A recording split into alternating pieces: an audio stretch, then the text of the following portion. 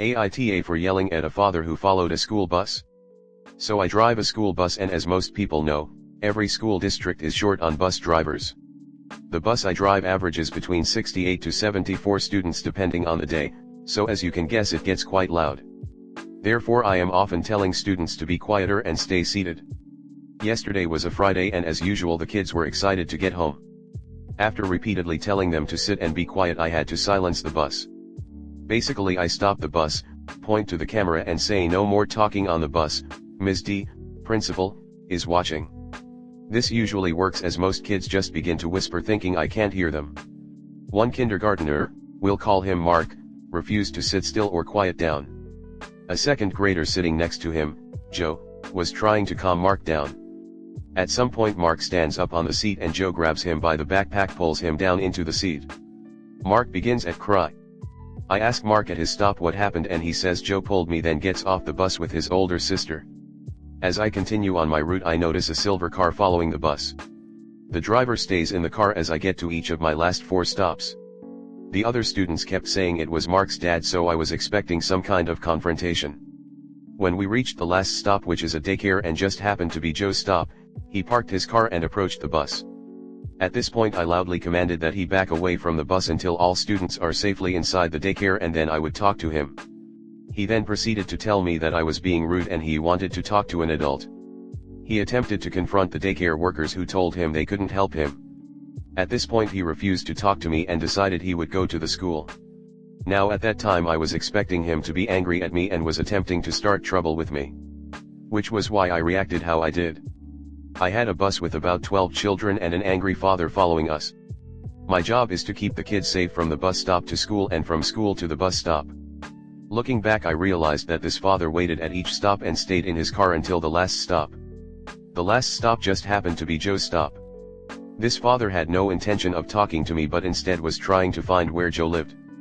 Initially I wasn't going to report the incident with Mark and Joe to the school, but since Mark's father got involved I am forced to file the incident reports, which is going to cause more trouble for Mark and Joe. I know that I had the best interest of the kids at heart, but I'm feeling like the asshole here, so AITA for not letting the father approach to confront Joe. Comment. NTA.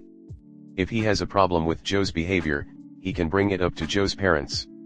In a public setting, not by following the bus to see where Joe lived. You did your job of ensuring Joe's safety. Mark's dad could not have had good intentions if his plan was to follow you to see where Joe lived. NTA he may have been following to talk to the kid's parents or confront the kid himself. You did the right thing reporting it. You covered your butt and have it on record in case this escalates further. His true intentions are only known to him. NTA. Not at all. No wonder his kid doesn't know how to behave, when his father starts to follow school bus. You clearly see where he gets it from. He 100% was going to confront the kid himself. People like that always go for the confronting the kid, they don't have nerves to talk to the parents. God bless you. NTA. Your reaction was completely justified. Following a bus to find out where a child lived. Dude is crazy and is lucky you didn't call the police. As an aside, I firmly believe that 2 people should be hired for bus routes. One to drive and one to supervise the kids. Distracted driving can land anyone else a $250 plus ticket, for good reason, and yet bus companies are perfectly okay with putting bus drivers like yourself in positions of ultimate distraction. Of course that would require those companies to spend more money, which, until a law is passed, they will never do. With the ridiculously low pay, intense amount of responsibility, and almost complete lack of gratitude and appreciation, I have no idea why someone would be a bus driver. Which is probably why there is such a shortage. So props to you. You had enough to deal with without having to deal with a clueless idiot following the bus full of children that you were driving. Think no more about it? If he didn't want a crazy reaction, he should have never followed you in the first place. I'm pretty sure that you are a mandated reporter. I think that you were operating within your discretion for not reporting a minor dispute between 2 children, but an adult stalking the bus to track down a child needs to be reported. It is the responsibility of the investigators to determine the risk, not yours. Definitely NTA. NTA. A man was approaching the school bus. You didn't know who he was or what he wanted. It could have had nothing to do with the incident between the boys. You weren't wrong to try to keep him away from the bus and the students. Is there a district protocol for dealing with this kind of situation? I think you absolutely need to report the incident. Whether the student's conflict was related to the man attempting to confront you or not, both incidents should be reported for your own well-being. He's behaving like a child predator, so call the police before he hurts that kid. Following a bus to find out where a child lives is not normal behavior. If he has issues with bus behavior, he should have approached the school for mediation with Joe's parents. He's behaving like he's winding up to abduct or hurt that child as revenge, and you shouldn't ignore this. Go to the police and the school. Warn Joe's parents too that this adult man is stalking their child. Also, I'd stop having his son on the bus at all. If dad has time to stalk a school bus full of children to find out where one of them lives, he can drive his child to school himself, unless maybe he's not legally allowed to be near schools, in which case he shouldn't be following the school bus either. Next story 2. AITA for telling my roommate her dude can't spend the night. Okay, so I'm in college and share a room with my friend. She has this dude she's been seeing for a couple months, and he has stayed the night a couple times. By this, I mean he sleeps in her twin bed with her while I'm also sleeping in the room. I'll be honest, this makes me extremely uncomfortable, but since he doesn't live here and they want to spend time together, I've let it happen and just had to deal with the extreme anxiety I get when he stays the night. However, last night I was super sick, I mean the throwing up all day kind, and she didn't ask until the evening if he could spend the night. I told her no, because I was sick and didn't feel comfortable with that. She basically ignored my no, saying he had nowhere else to go and they would keep out of my hair as much as possible. I replied that I wasn't comfortable with him staying in the room and I would appreciate if he slept on the couch.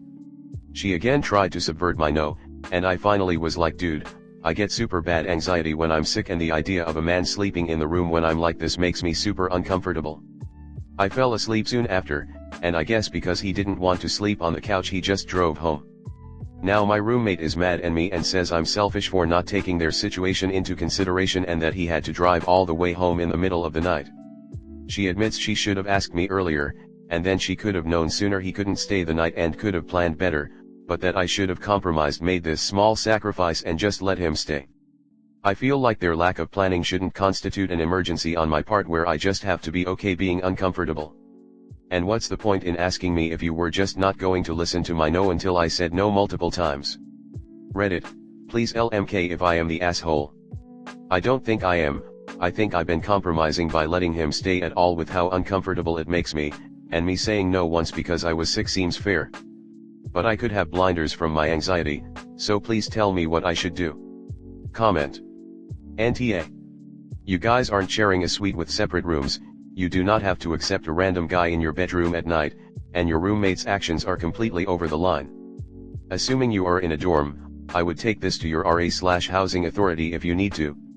First of all, them sleeping together in the same room as you would be disturbing to anyone. That's completely uncalled for and plain old creepy. Secondly, the guy did have someplace else to stay, since he drove home. Your roommate is being incredibly inconsiderate, and then she's turning it around as if you did anything wrong. You did nothing wrong. Time to find a new roommate. NTA. It's definitely annoying to sleep in the same room as a roommate, and I think you're well within your rights to refuse. The fact that you've allowed it in the past qualifies you as a super chill roomie who should get mad props and or free meals from your roommate. Also, there was a couch. Why could he not crash there? It can't have been less comfortable than two adults sharing a twin bed. NTA. It is absolutely entitled and rude to expect to have an overnight guest when you share a bedroom with somebody. It's not even like you have separate rooms and you can each do your own thing. Her boyfriend is literally sleeping in your bedroom. Next story 2. AITA for not wanting to share a room with my sister. I have been staying with my family for a few months now. I graduated from college this year, so I'm trying to find a career-oriented job so I can save up and hopefully move out. But for right now it's just been food service. I have a sister and a brother. Originally, before I left for college, I agreed to give my brother my old room so he could have his own space. Whenever I was on break from school, I would stay in a room with my baby sister. I didn't mind it much, since at the time it would just be for school breaks. And then I would go back to school and have my own room again. However, my family has recently moved houses. It has 3 bedrooms and a finished basement. When we discussed the room arrangement, my mom kept saying that my sister and I would continue to share a room. Her and my brother would have their own rooms. And the basement would be turned into a lounging room. The thing is, my brother has left for college already. So he's not living with us right now. I know that he'd come visit for holidays, but he doesn't live here most of the time. Compared to me, who lives there 24/7. I tried bringing it up, but it turned into a full-blown argument about where my brother was supposed to sleep if I took his room. I brought up that he could room with our younger sister like I did for years. She has bunk beds after all. But she said that he's a grown man, he can't share a room with a 7-year-old. I said, but I'm a 22-year-old woman sharing a room with a 7-year-old, but she said it was different because I was a girl. My mom also said that it was her job to make sure everyone was comfortable and that I was expecting too much. I feel as though she thinks I don't appreciate her letting me stay. I do appreciate her, but I just want my own space in the house. I'd like to decorate and put all my stuff in my own room. I'm also planning on getting a desk where I can work. But I'm expected to give my brother the room when he's there. I think it's unfair because we agreed that I would help pay with bills while I stay there. But she says that I would be paying for the lights and internet, not the house itself, so it doesn't count. I would even be fine staying in the basement, but she wants to turn it into a second living room. I'm stumped and not sure what else to do. I know it's still her house, so she can do what she wants with it. But I don't want to share a room with my sister if I don't have to. What should I do? Any advice? AITA. Comment. Could you live in a shared housing situation elsewhere for the same, or less, money? If so, move out. Also, electricity use fluctuates. If you live with mom, it would be better for you to pay a set amount monthly and also agree to good boundaries. For instance, I'll pay $400 a month, each month, for rent and clean up after myself, but I won't be babysitting, cooking for others or cleaning up after others. Info: is your mom suggesting that you live with your sister all the time or only when your brother is visiting? Because it sounds strange to keep one room empty just waiting for your brother, but I agree with your mom that it would be awkward to your sister to share the room with your brother. I brought up that he could room with our younger sister like I did for years. She has bunk beds after all. But she said that he's a grown man, he can't share a room with a 7-year-old. Your mom is right, and it's very different from a girl sharing a room with a sitter than a brother. Your sister is 7 and she will soon be going through puberty and will be more open sharing with a girl. You do not pay rent, you have no say. Don't like sharing a room, move out. I'm torn. I agree with her that an adult brother sharing with a 7-year-old sister is not okay. If you were willing to let him have the room when he returns, I'd say that makes sense. But I also understand that she doesn't have the space to give you and your brother each a separate room. And while I'd appreciate if she said you don't understand the cost of running a house, she might not understand how nuts rent is. At least where I am, many mortgages on houses here are a lot less than renting even a 1-bedroom apartment. If she's thinking I don't want her to be too comfortable staying here, she's 22, time to get her own place, then she's just not in touch with reality.